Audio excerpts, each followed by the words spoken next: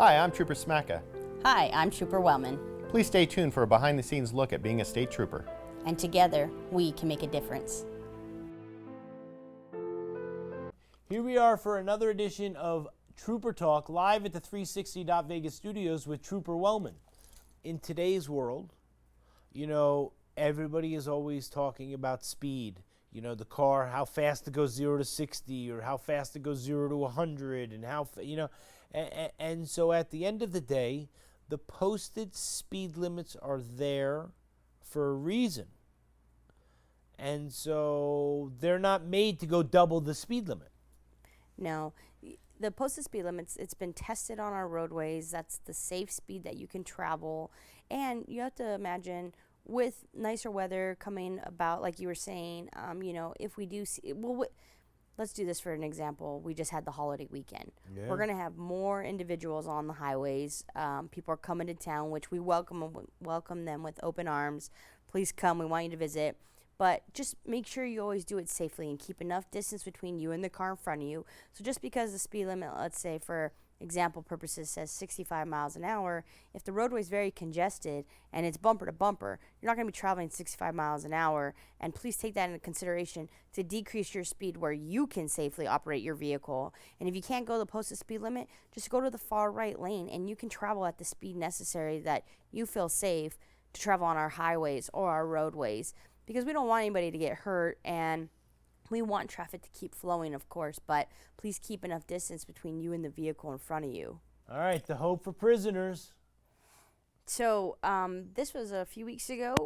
Lieutenant Munoz, Lieutenant Stunkel, Yes. Officer Smith, Tiffany Smith, and myself all went and spoke at the Hope for Prisoners. So part of their program in their first week that we've talked about in previous episodes is that we go and we meet and greet with all the individuals that are part of this program, and it's like the kickoff of the program. And a lot of these individuals, or just people in general in life, some haven't had the best, interactions with law enforcement. And so we're there that day to break down those barriers, show our true colors, and show them that we're just like you. Like, we're all human, we're all the same. We just wear a different uniform, right? And it's one of the most powerful things I've ever been a part of in my entire career. And just going there and just stripping it down raw. And Officer Smith is a phenomenal speaker. I remember when she was in her academy class, and to see her in this room, in this setting, talking to these individuals, I'm floored, because you never know what someone goes through in their life to to shape them into who they are today. And we all have a story, right? Mm-hmm. And it's not even about connecting through our tragedy. I think what's really important is we connect through our strength with all these individuals. Everything they've come from and to where they are today is taking strength to get where they're at. And the same thing with us. We all have a story. And when we get out there and we start talking about it and breaking it down, when we leave that room or when it's at the end of it, everybody's just like, oh, like I tell a story about my parents and some of my childhood experiences and this and that. And then people will be like, I feel like I could relate to your father and this and that. And yeah. Officer Smith, she is probably the strongest person I've ever met in my life for the things she's overcome. And all these individuals, they're literally, that man right there, his last name is Munoz, and I can't remember his first name right now, but his last name is Munoz, and we were laughing because Lieutenant Munoz is there, so we kept saying they were cousins and their family, and he's part of the program. And I think it says Raphael. Does it say Raphael? Yeah. And so he actually broke down when Officer Smith was talking. This grown man with a room full of, individuals that you don't want to show weakness, right? And he broke down because her story just hit him so hard because he has a daughter. And that's what it's about, though, is all of us breaking down. I'm crying up there. Everybody's crying. But it's good. It's healthy crying. It's healing. Yeah. It's growing together as one. And I just can never say enough about this program. It's amazing to be a part of. And right before this, they all went out and had a softball game with a bunch of officers and all the individuals in the program. And they all had the same jerseys on. And Lieutenant Munoz, all he kept saying was that what was so powerful is you didn't know who was who. You didn't know who was a cop. You didn't know who maybe had already, been incarcerated before. that was the beauty of it, is everyone was one. And Yeah. it's a summer of healing is what it's called. And they've been doing a lot of different events. And so, yeah, so Officer Smith was the see Summer of Healing right there.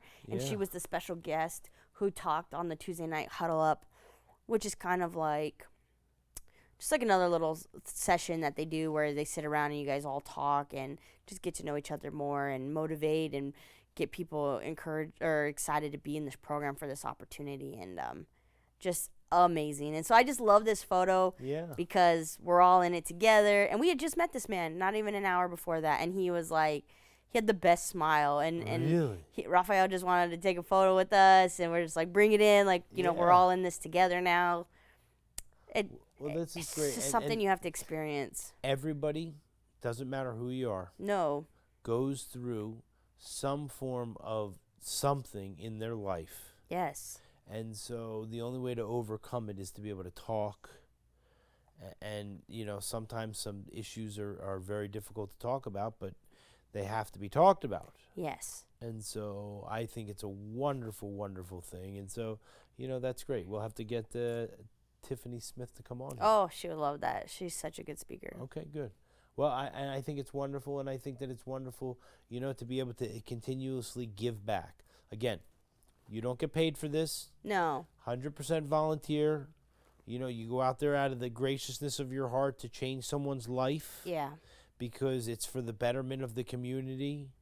And so that's what's really important. And so I think it's wonderful. You know what I mean? And just give a shout out to Lieutenant Stunkel real Yeah. quick. So she just got back, right? Yeah. She's back now on patrol. I think she's been on patrol for like 2 or 3 weeks when this photo was taken. And she literally came in my office and she was like, "What are you doing?" And I told her I was getting ready to go for Hope for Prisoners. She had heard about the program, but she didn't really know what it was, and she's never experienced it. So I was explaining to her about it and what I say and this and that. She got moved by just what I was telling her, and I said, "Do you have an hour to spare? Do you want to come with me?" And she didn't even hesitate. She was just like, "Yeah, let's go." And she came to the program, and look, she left with a big smile on her face. And now she's going to start coming to the meetings. And that, to me, was just like a leader right there. Like, Yeah. didn't even hesitate. Like, let me see what we're all about. Let me see every in and out of what our agency is doing to better Yeah. our community. Let's go, right? And It that's was so fantastic. cool. It's great. You know what I'm saying? And you, in turn, went to the IPOF meeting last week. I did, Last yeah, month. see? Let's give a shout out to you so that you continuously go there because we had fun when you were there, and hopefully you continue to come. Yes, because we yeah. loved it. You know I'm what in it saying? now. Let's Okay, go. Great. Road rage incident on the 15th. Yeah, this was a while back. 2 individuals started engaging in road rage. It escalated so much that this individual actually fired a firearm at the vehicle, shooting its tire. Without going into too much detail, just because it is an ongoing case, Yeah. he was attempting to render that vehicle disabled or possibly cause harm to the individuals in the vehicle. He was arrested for those charges as well as others. Both vehicles were occupied with children and their spouses. And it just really makes you go, was it worth it? I mean, you have both parties have their loved ones in their vehicle, and they're doing this nonsense on the highway, putting their loved ones in danger as well as the motoring public. And it was daytime. It was at, I think, IR-15 in St. Rose area. Just unacceptable, unnecessary, and this has to stop. I told you I just came back this weekend. I had went out of town to Disneyland, and on my way home, I don't even, like, just driving on the highways, and we always have these conversations. It is just insane to me, some of the actions that people do, and because of what I've seen, it's like I almost have, like, PTSD, so, like, have a car cut me off, and there wasn't even room to squeeze in, and I slam on my brakes, and I'm just thinking in my head, oh my gosh, if I wasn't paying full attention, he would have clipped me, and we probably would have rolled. And then I visualized crashes I've been on fatalities, and I just makes me so angry and upset because you don't understand what you're doing. Like, you are going to cause a fatality. You're going to hurt someone. You're going to hurt your family. And then you're going to be there on the side of the road crying, and I'm going to have to be there to tell you, like, comfort you. It just, it's just selfish, and it needs to stop. It's just, we're out there and we're trying to stop people from doing this, but ultimately it comes down to personal responsibility and accountability and the choices we make when we get behind the wheel, and it has to stop. It's just too much.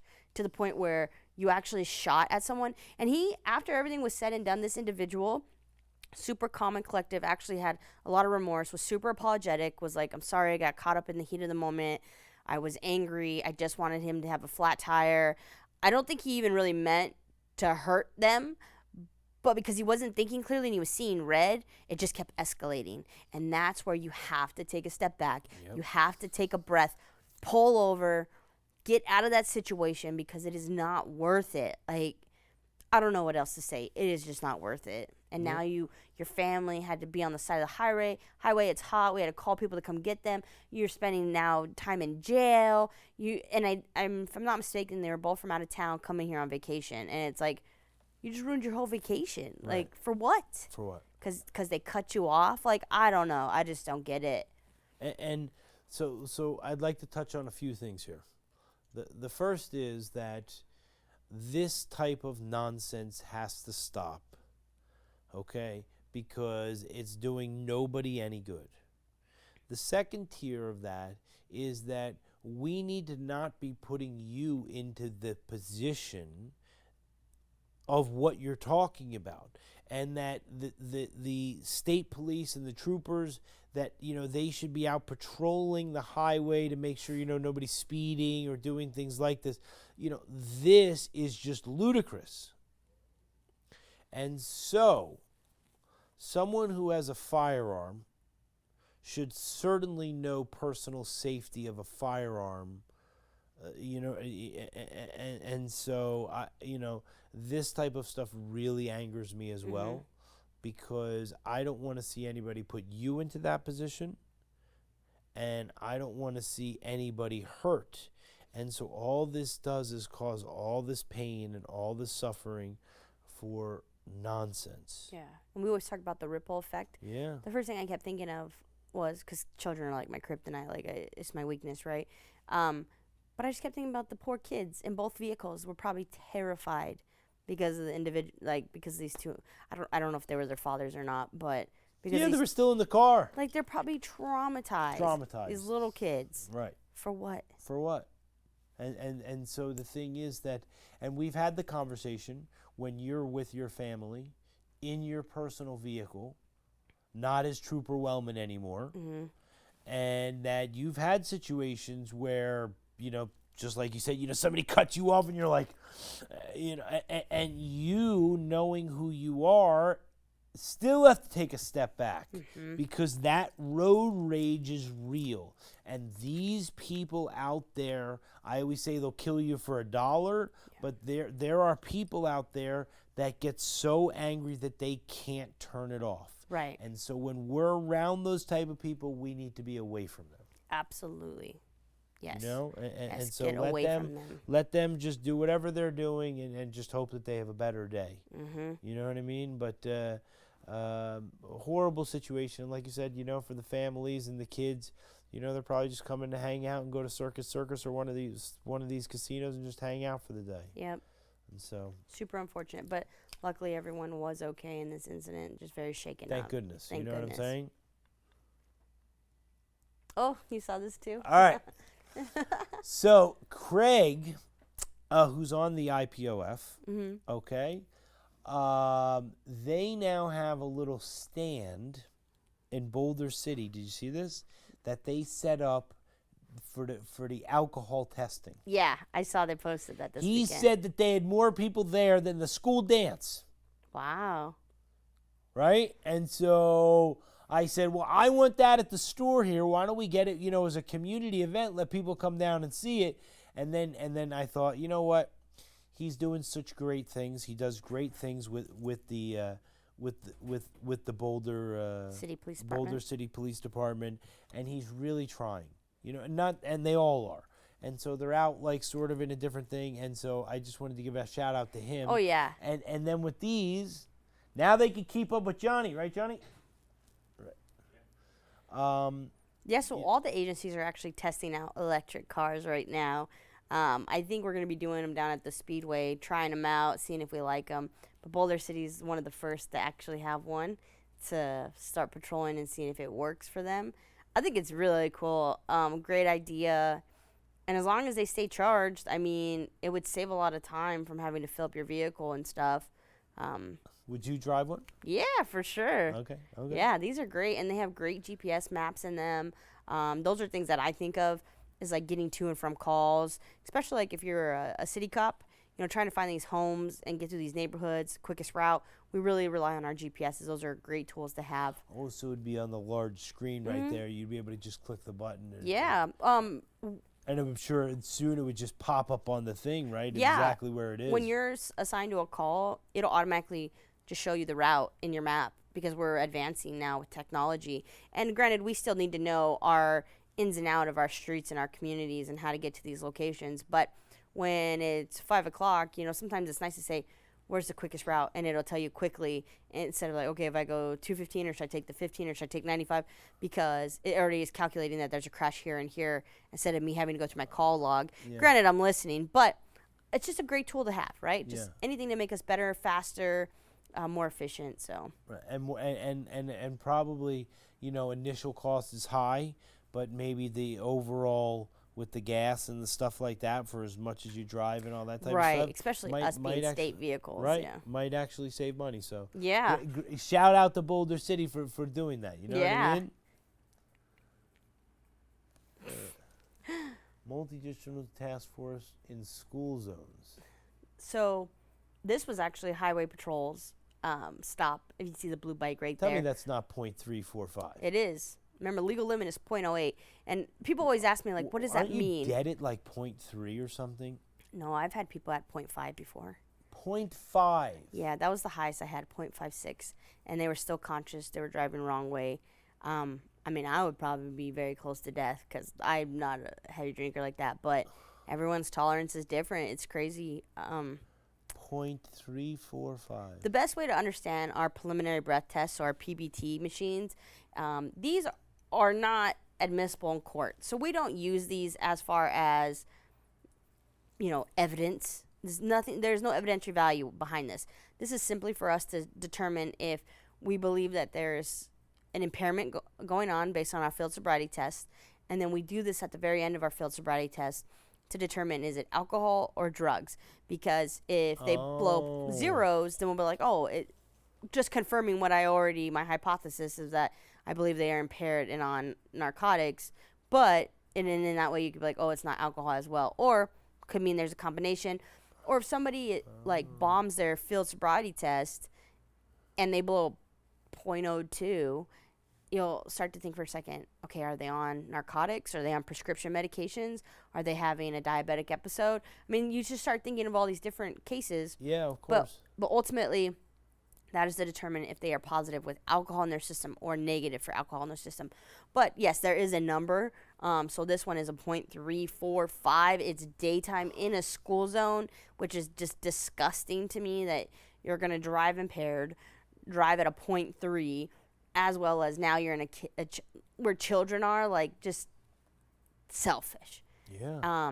And the best way that people understand how these preliminary breath tests work is do increments of 8. So 8. So .08 is legal limit.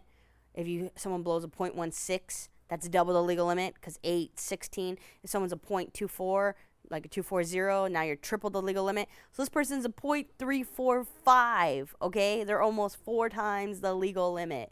It's insane. So, like, how drunk is that? I mean, I don't drink, so I mean, like, I couldn't even tell you how many drinks that is because ultimately everyone's tolerance is different. I guess that's true. But I mean, I would think a whole bottle, if not more. I don't even. That's insane to me. I mean, the few times that I drank in my, you know what I mean? Like, you drank like the Long Island iced teas, right? And you drink two or three of those things, and you're so obliterate, you just want to sleep. Yeah. Absolutely. Right, There's you know what I mean? Way. Like I don't think like I'm drinking like 3 of those and I'm like, okay, I'm going to get behind the wheel. Yeah, no, you're like you just said, I would be 100% in the hospital if I was ever a .3. There is no way. There's no way. It's crazy. So if we see something, we got to say something, and this is unacceptable. Unacceptable. But thank goodness for our officers getting that person off the roadway. Thank goodness. And that was the motor, right?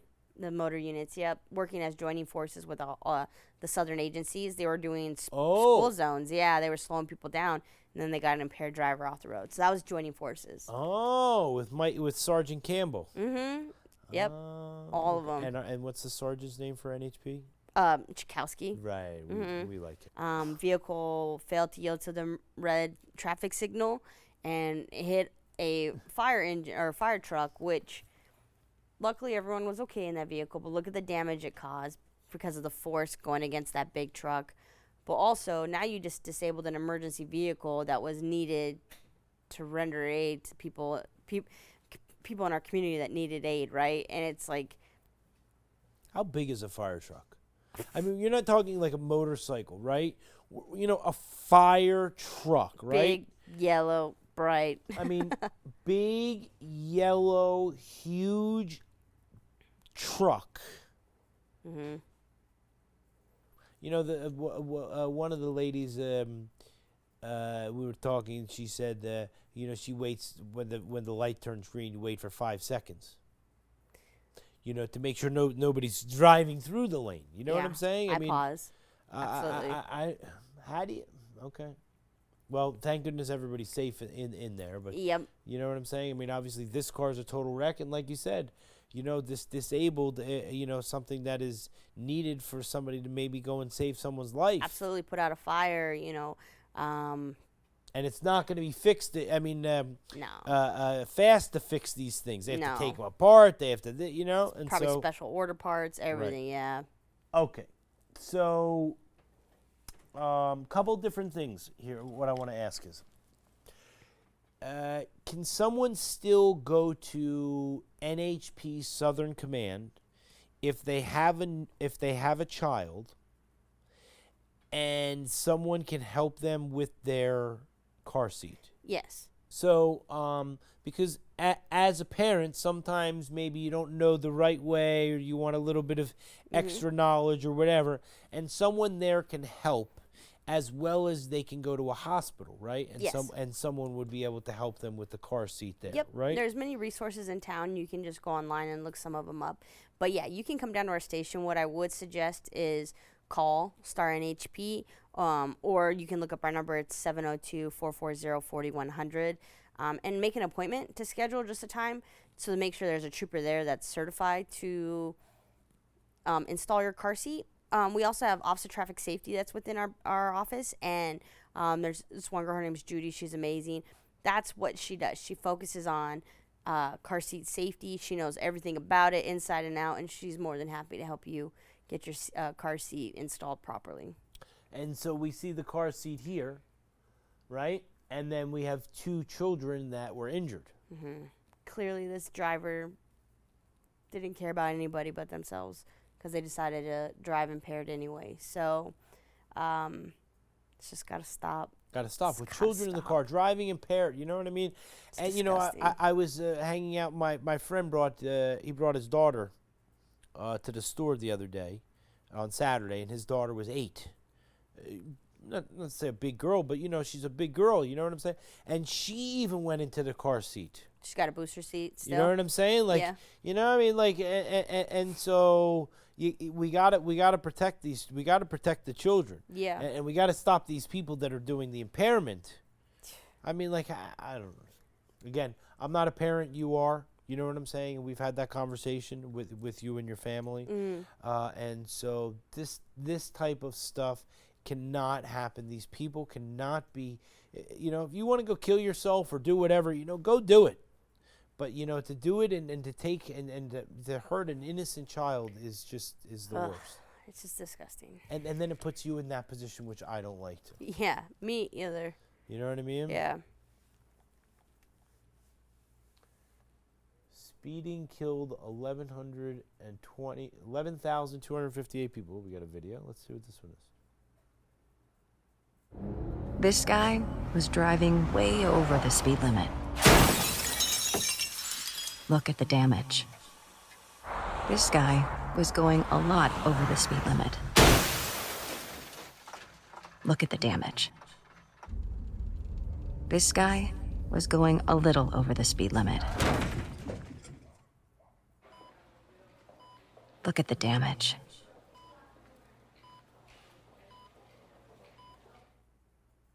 We love zero fatalities. Mm-hmm.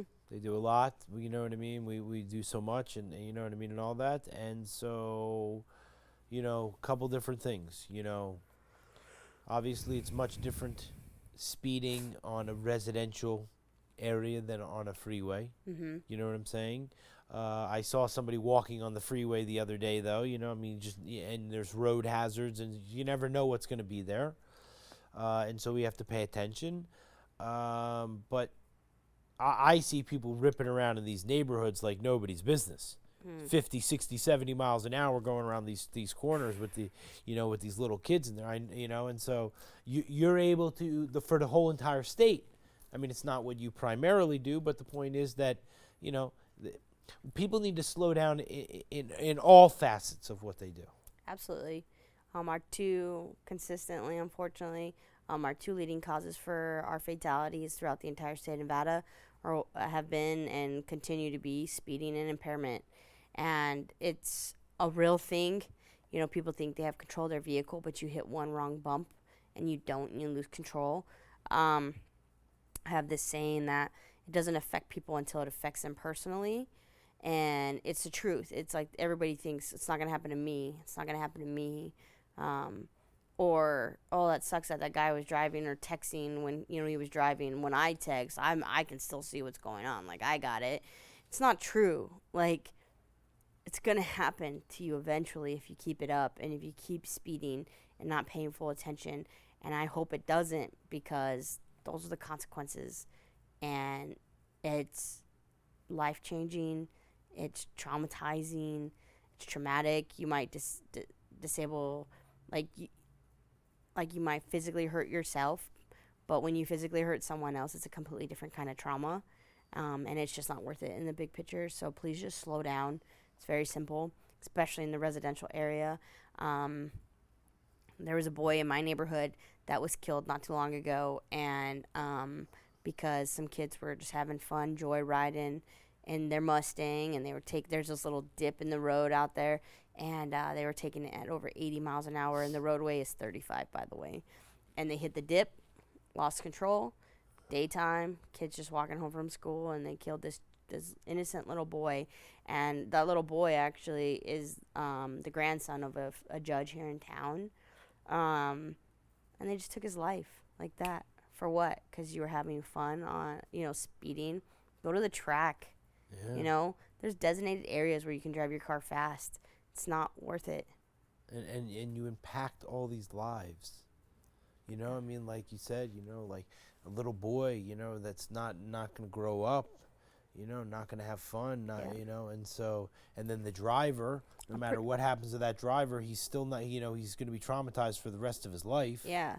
I think he was 19, and to drive past that area every time, there's like a little basketball jersey, and there's the kid's name and everything of where the scene happened, and it was right in front of his school, and it's just like affected the entire community, and it's just so tragic. And I walk that way all the time with my family.